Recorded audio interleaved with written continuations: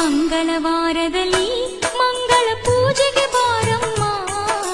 ಮಂಗಳವಾರದಲ್ಲಿ ಮಂಗಳ ಪೂಜೆಗೆ ಬಾರಮ್ಮ. ಶುಕ್ರವಾರದ ಪೂಜೆಗೆ ಒಲಿದು ಶುಭವನ್ನು ನೀಡಮ್ಮ. ಶ್ರೀ ಚೌಡೇಶ್ವರಿಯಮ್ಮ.